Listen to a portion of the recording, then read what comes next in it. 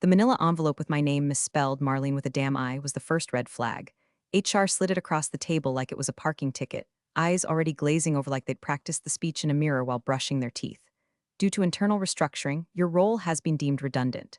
But hey, you've had a good run. 12 years is, wow, a long time. Then the line. The one I will take to my grave. Stitched into the lining of my wrath like a curse. You are replaceable. I didn't scream, didn't cry, didn't even blink. I just smiled in that polite Midwestern way women do when they are mentally planning the architecture of hell. I went back to my desk, corner office, earned after a decade of eating crap in silence, and pulled out the box I kept underneath. The one I told myself was just in case, though deep down, some feral part of me knew. Inside it, dried up lip balm, a cracked mug that said Compliance Queen, and a dusty folder labeled Hold for Legal. Sharpied in my own handwriting. That folder was full of sins no company prayer circle could wash off, backdated vendor logs, emails marked confidential, and a sticky note from the CFO that literally said, "Let's just make this disappear." As I packed, coworkers watched like they were trying not to watch. A few gave me pity eyes. One brave soul mouthed, "I'm so sorry," like I'd just been hit by a bus instead of bureaucratic sociopathy. I didn't say goodbye, didn't even log off. I just dropped the security badge on the desk, looked around once, and left through the front door like a ghost who just remembered they were never really alive to begin with. And hey, if you've made it this far and you're part of the 97% of folks listening to these stories without hitting subscribe, maybe now's the time. I'm trying to hit my first 10,000 subscribers, and unlike Verity Line Solutions, I actually value loyalty. Anyway, 2 days later, while scrubbing congealed rice off a casserole dish in my pajamas, I got a LinkedIn message from Alan Roth. He used to work in federal procurement compliance, now had some vague title like Senior Oversight Analyst at the Office of Regulatory Oversight. He did coffee once at a conference in Phoenix. He wore a bolo tie, I remember, and ate soup with a fork. Nice guy, weird, but in a chess master who won't tell you he's winning kind of way. His message, simple, "You free for lunch next week? Something I'd like to run past you." Now, most people would assume it's just networking fluff, a bit of catching up. But when a guy who knows the difference between civil penalties and federal indictments asks for lunch, your career just got tossed out like expired yogurt? You go. And I did, wore black, took the train downtown like I still belonged in the bustle. We met at a little place called Duval's where the menu had no prices and the waiters didn't smile. Alan got steak tartare. I got water and a Caesar salad with dressing on the side because you don't show your cards over appetizers. Verity line, he said, slicing raw meat like he was dissecting a confession. Heard they're restructuring. Shame, I said. Then he leaned in and whispered like we were kids at summer camp trading ghost stories. "We could use someone like you, someone who knows where the bodies are buried." I didn't flinch, didn't smile. Just dabbed the corner of my mouth with a linen napkin and said, "Tell me more." Alan didn't ask for a resume. He already knew what I'd done. Knew the audits I'd salvaged, the teeth I'd pulled out of falsified Q4 reports. The offshore vendor that magically became domestic for tax purposes thanks to one convenient ZIP code change. Hell, I taught half the compliance seminars his department still used. He just swirled his whiskey like a man with secrets and said, "We've got an opening. Internal Audit Division. Real authority. You'd be reading the entrails of every company like Verity Line in a 100-mile radius." I laughed, bitter and dry. "You mean I get to be the ghost that comes back with a clipboard?" He grinned, "Only if you bring your own pen." I told him I'd think about it, but we both knew I already had. Still, I spent that night pacing my apartment in socks and a sleep shirt that said "World's Okayest Employee." My cat, Milton, stared like he expected me to have a plan. I didn't, not yet. What I had was anger, cold, sharp-edged, wrapped in the betrayal of 12 years' worth of unpaid overtime and gaslight reviews. What I didn't have was a reason to believe I could do anything about it. Who was I, really? Some middle-aged compliance lifer with a drawer full of stolen pens and a LinkedIn banner still featuring last year's ugly corporate retreat. But then I opened that dusty folder again, the hold for legal one. Saw the copy of a vendor contract I was ordered not to timestamp, the doctored budget sheet from Q3, the anonymous note that got slipped under my keyboard in 2020, they're hiding assets offshore. I can't say more. Watch the CTO's emails. I remembered every moment I bit my tongue, every time I was told I was too rigid or not a team player for flagging violations that could have sunk the company twice over. And I realized I wasn't disposable. I was dangerous. Application to the Office of Regulatory Oversight wasn't complicated. Government jobs rarely are. The trick is in the phrasing, knowing which boxes to check, which buzzwords to weave like breadcrumbs through the bland forest of HR speak. I didn't lie. I just chose my truths carefully. When the final screen popped up, asking if I had any prior conflicts of interest or inside knowledge of companies I might regulate, I paused, hovered over the keyboard, then typed, yes, Verity Line Solutions, former senior compliance specialist, employed 12 years, And under additional comments, I wrote, I know where the bodies are buried, and I can read a balance sheet like it's a murder confession. 2 weeks passed. During that time, I did what any recently terminated mid-career woman with a grudge and too many notebooks would do. I took up running. Badly. My knees hated it, but it gave me the illusion of motion, of control. I tracked down old ORO case files like bedtime stories, read up on whistleblower statutes for fun. Then one afternoon, as I was making instant coffee with water that tasted like regret and drywall, I got the email. Welcome to the Office of Regulatory Oversight. Orientation begins Monday. No fanfare, no balloons, just the quiet thud of a door swinging open. It wasn't vengeance. Not yet, but it was a key, and I was already standing at the lock. Government onboarding is like being waterboarded with acronyms. I sat through 4 days of training sessions that sounded like rejected Cold War code names. FERPA and FASAB alignment, OMB Circular A123 compliance protocols, the red flags of subcontractor subterfuge. By Wednesday, I had a migraine shaped like a flowchart. But here's the thing. Once you strip away the tedium and the coffee that tastes like burnt tax returns, what's left is power. Real power. The kind you don't get with job titles or office plaques, but with access. I wasn't just in compliance anymore, I was the compliance. The rulebook and the referee. My badge unlocked more than doors. It unlocked databases, records, internal audits, confidential filings, expense logs going back years. Everything that used to be redacted now sat in front of me like an open confession booth, just waiting for a priest with a grudge. One afternoon, buried 3 tabs deep into a quarterly audit review tool, I pulled up Verity Line's financials. Not because I was told to, because I wanted to see if they were still dancing on the same cliff's edge. I spent a decade trying to keep them from tumbling off. At first glance, clean, too clean, like someone had run bleach through the books. But it wasn't the big numbers that gave it away. It was something smaller, a breadcrumb. In Q2, consulting services showed a 43% increase, but the vendor listed hadn't changed. What had changed was the expense code. Same invoice amounts, same payment dates, but halfway through the quarter, they'd been rerouted from operational compliance to strategic forecasting. That's like saying your divorce lawyer is now a yoga instructor because they wear comfortable pants. No memo, no explanation, just shift. To the untrained eye, nothing. But to someone like me, stunk worse than the leftover shrimp cocktail from the 2019 corporate gala. I wasn't invited to but audited anyway. That little code shuffle meant they were hiding something, or laundering it. Either way, I knew that trick. It was the digital equivalent of sweeping dirt under a new rug and hoping no one notices the bulge. I flagged the transaction, created a private note in the agency file, and tagged it for escalation. Not because I planned on acting immediately. No, that's not how this works. This wasn't revenge. This was surgery. Slow, careful, clinical. And I knew Verity Line's veins like a vampire. What really lit the match was something Alan said in passing during a smoke break behind the building. He lit a cigarette with the same hand that held a compliance file and muttered, "Most companies don't get caught because they're smart. They get caught because they think no one's looking." He looked at me then, long, sideways, and I realized now someone is. That night I didn't sleep. Instead, I cracked open my personal backup drive, the one I'd mirrored right before leaving Verity Line. Legally murky, maybe, but let's just say they never gave me an NDA to break. I cross-referenced the category shift with some emails I'd archived. One stood out. A message from the COO sent late at night during Q2. Subject line, let's reclassify this. No body. Just an attachment labeled Q2 Adjustments V Final 2. Use this one. XLSX. And that, my friends, was the whisper that turns into a scream. They hadn't just replaced me. They'd assumed I left empty-handed, but I didn't. And the silence I gave them, it was never surrender, it was strategy. The universe has a sick sense of humor. I found out about my replacement while microwaving leftover chili in the break room at ORO. Someone had left a copy of Compliance Digest, basically the Tiger Beat of regulatory professionals, open on the counter, and there, in the notable new hires sidebar, was a smug little headshot that made me choke on a kidney bean. Tyler Grisham, 23, joins Verity Line Solutions as Acting Director of Compliance. Previously held an internship at the same firm. Tyler, as in the COO's nephew, as in the walking LinkedIn post who once asked me if we really needed to report gifts under $50 during his summer internship. I remember because he showed me a bottle of scotch labeled $49.99 and winked like he'd hacked the IRS. I looked him up. His LinkedIn summary said, "I'm passionate about corporate integrity and scalable frameworks that promote agile ethics."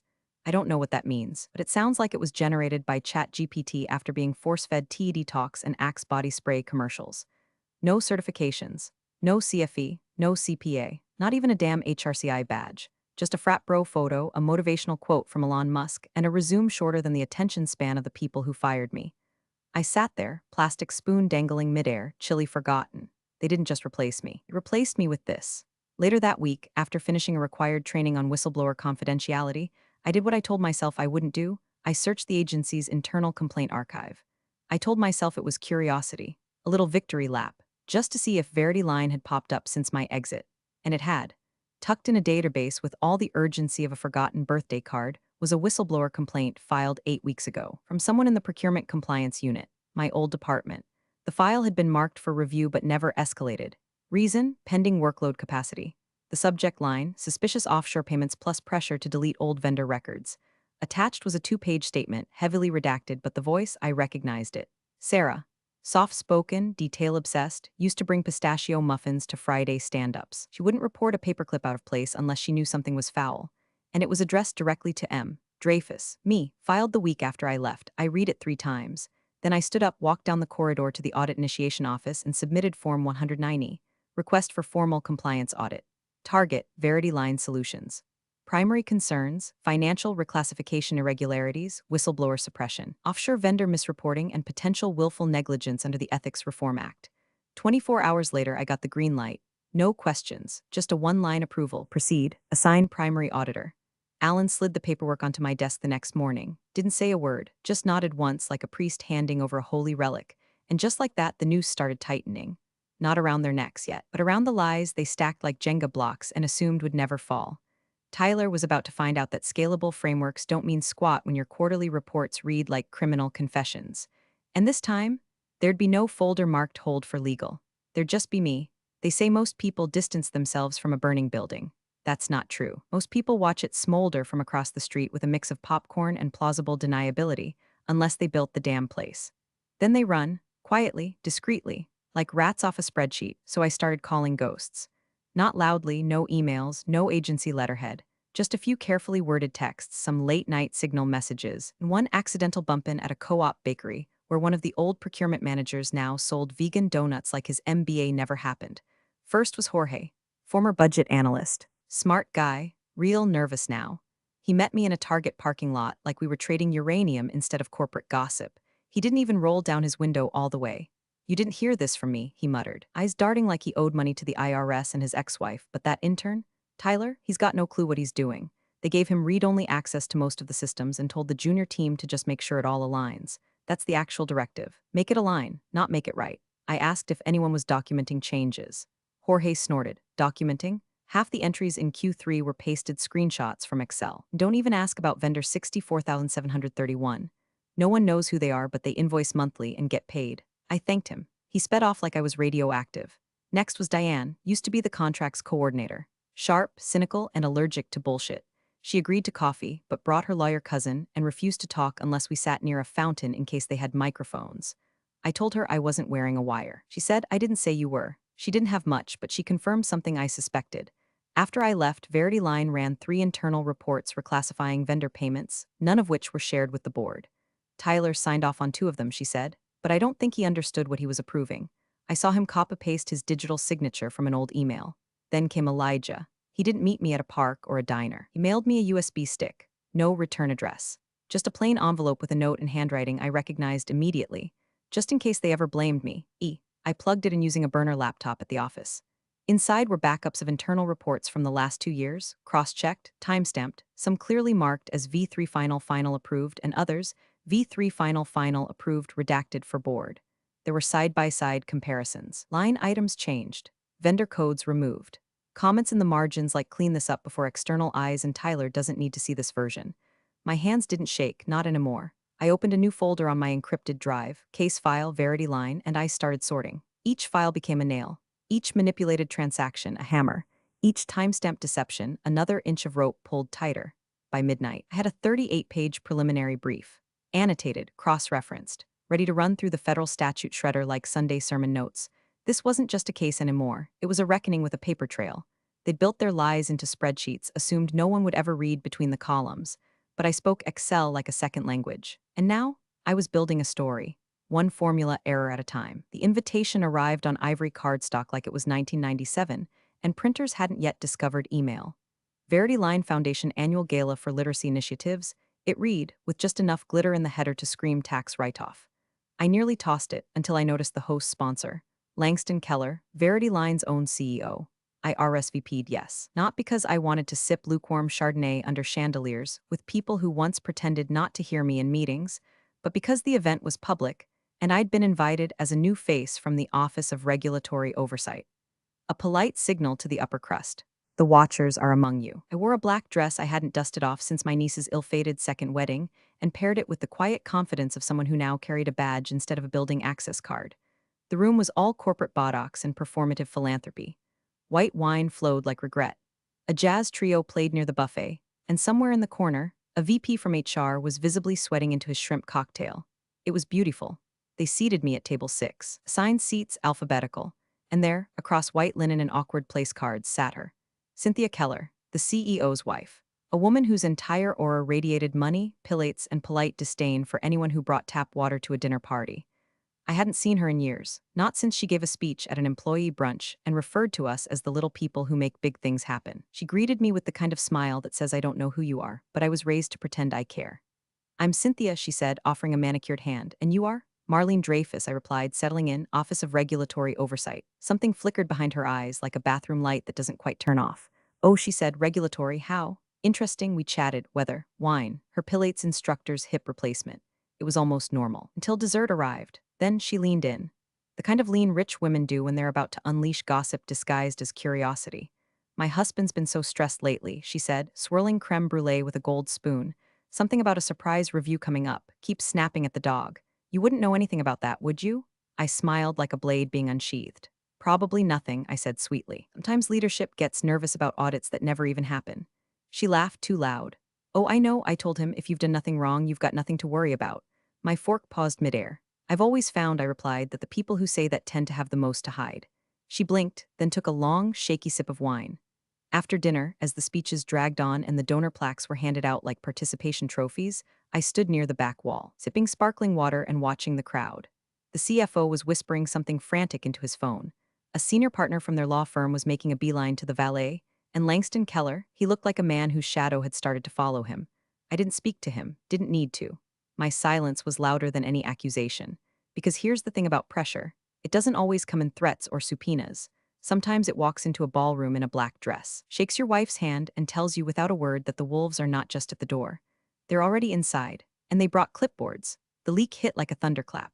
It must have come from inside the ORO, a forwarded email, an overheard hallway whisper, a loose-lipped junior analyst who didn't realize Verity Line still had spies on the payroll. However it happened, the result was instant. By 9:43 a.m. on Tuesday, CEO's assistant had requested an updated audit calendar. By 10:15, I had 3 missed calls from numbers I hadn't seen in over a year. By noon, HR emailed me. Subject line, just checking in, classic. The message was a digital panic attack disguised as casual banter. Hi Marlene, we just wanted to reach out and say we hope you're doing well in your exciting new role. What a small world, right? Let us know if there's anything you need from us. Always happy to help. Warmly, the Verity Line HR team, no signature. No contact name, just that passive-aggressive chirp of a company trying not to hyperventilate while the floorboards catch fire. I didn't reply. 10 minutes later, the CFO, Thomas Just Gulf and Offshore Accounts Haverford, called my personal cell. 3 times. The last voicemail was almost adorable in its desperation.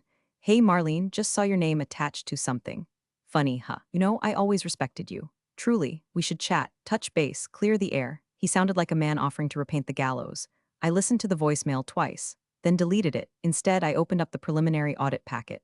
24 pages of document requests, timelines, procedural declarations, and itemized ledgers.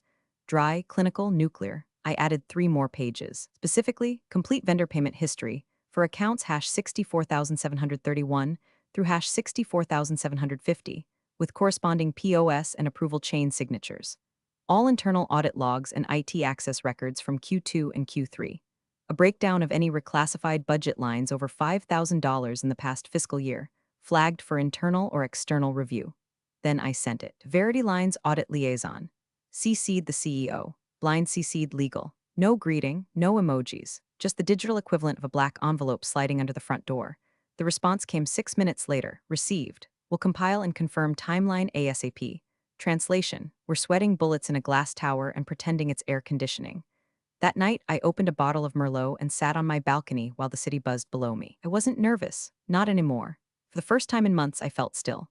Because I wasn't reacting anymore, I was directing. Steering the storm like a ship's wheel, watching the clouds gather exactly where I wanted them. Verity Line had always thought of me as a cog, a quiet fixture, someone who knew her place. Now, I was the audit lead with a memory like a steel trap and a file drawer full of sins. They replaced me with an intern who couldn't spell due diligence. Now their past was boomeranging back with a badge and a binder. They called it a coincidence. I called it Tuesday. He was already leaning against the hood of his car when I pulled into the empty grocery store lot, Lot C, behind a shuttered Kroger that smelled like mold and broken pension plans. The kind of place where secrets get whispered and old coworkers go to die. Nathan Dorrance, former team lead. I direct supervisor for 6 years, and a man whose management style fell somewhere between absent landlord and condescending golden retriever. He used to call me Miss Marlene like he thought it was charming, not paternalistic. Now he looked like he hadn't slept since the leak. Shirt untucked, forehead shining under the parking lot light, left hand twitching against his keys like he might sprint at any second. "You came," he said. "I'm here," I replied, deadpan. He nodded, eyes darting like a nervous raccoon. "Look, I don't have much time. This is not official. I wasn't told to contact you, okay?" "Sure," I said. My phone was recording in my coat pocket, running a clean, time-stamped audio log straight to a secure ORO drive via proxy relay. I made sure the mic caught everything. Nathan opened his trunk. For one stomach-turning second, I thought he was about to show me a body. Instead, pulled out a manila envelope, fat, sealed, no markings. He held it like it was a hot potato he couldn't wait to throw into someone else's lap, I was told. "This might smooth things out," he said, "just to make this whole thing go quiet." "Smooth," I repeated, like bribes tend to be. "It's not a bribe," he snapped, then immediately caught himself and looked around like the pavement had ears. "It's a goodwill gesture, MMM." I didn't take it. He stepped closer. "Come on, Marlene, you know what happens if this goes public. The layoffs, the board shakeup. Hell, you think the interns get blamed? No, the people who knew get gutted." I tilted my head.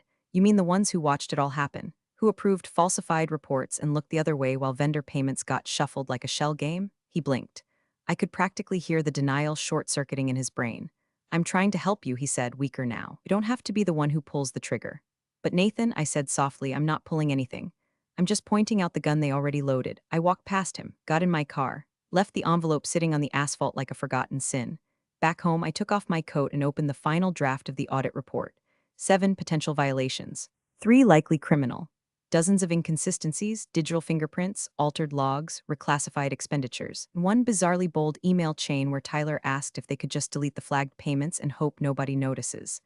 I highlighted the timeline, labeled each section with brutal clarity. There would be no wiggle room, no plausible deniability. Everything was in motion now. The pre-audit window had closed. The elevator cable was cut. All that was left was gravity. And 9 o'clock a.m., tick, tock, the lobby hadn't changed. Same fake marble floors, same citrus-suffering air freshener, same front desk woman pretending not to see anything. Except this time I didn't need a badge. I had authority. I walked in at exactly 8:59 a.m. Behind me, 2 junior auditors in pressed blazers, carrying laptops like weapons of quiet destruction. They didn't know the whole backstory, just enough to follow my lead and stay out of my way. The receptionist blinked at my badge, her mouth opening like a fish gulping for air. "Why you're here for the review?" "Audit," I corrected. "Regulatory." The word hung in the air like a guillotine. 3 seconds later, the CEO appeared, Langston Keller. No tie, pale, eyes darting like he was looking for an escape hatch that didn't exist. He had that politician smile stretched too tight, like he was trying to remember how charm worked. "Marlene," he said. Extending a hand, he quickly realized I wasn't going to shake. "Wow, look at you. New role, huh? We're excited to work with you on this quick thing. Shouldn't take too long, right?" I held his gaze, calm as a coffin lid. "That depends on what we find." Behind him, HR stumbled out of their office with clipboards and a tray of untouched coffee. Karen, the same Karen who told me I was replaceable, stammered something about supporting transparency and streamlining document access. Her voice cracked halfway through streamlining. I said nothing, just smiled. Then we were led to the 7th floor conference room. Someone had hastily set out water bottles and a plate of still frozen pastries. The projector was already running. Someone must have been up all night trying to tidy up the digital trail. Too late. I sat at the head of the table, opened my first binder, flipped to page 3. "Let's begin," I said, looking directly at the CEO, with vendor account hash 64,731. I believe in a previous internal memo, it was referred to as non-essential. Interesting, considering they billed $312,400 in Q3 and no one seems to know who approved it. Silence. HR's pen clattered to the floor. The younger auditor began typing, fingers flying like a courtroom stenographer recording a public execution. I kept going, page after page, each question sharper than the last. Inconsistencies lined up like dominoes, cross-reference statements, a payment trail that jumped time zones and ethics with equal agility. Karen tried to interrupt once. I raised a single finger. She stopped. Across the table, Langston's face was turning blotchy. His shirt stuck to him like guilt. He wasn't speaking anymore, just breathing harder. Each exhale sounded like a prayer wrapped in denial. I closed the binder. For today, we'll focus on accounts payable, internal audits, and subcontractor documentation. I assume the files have all been prepped per the request I sent last week. No answer. I stood. We'll be reviewing on-site for the next several days, possibly weeks, depending on the level of cooperation. I turned to the junior auditors. Let's set up. As they moved to plug in laptops, I looked back at the room. Karen, eyes wide like she'd just seen her own career obituary. Langston, sinking into his chair like a man realizing the water is rising and there's no ladder. This is only day one, I said, voice steady. And the door shut behind me like a sentence being carried out. You're the real MVPs of the office jungle. Thanks for watching. Smash that subscribe button, or the coffee pot might just forget your next brew.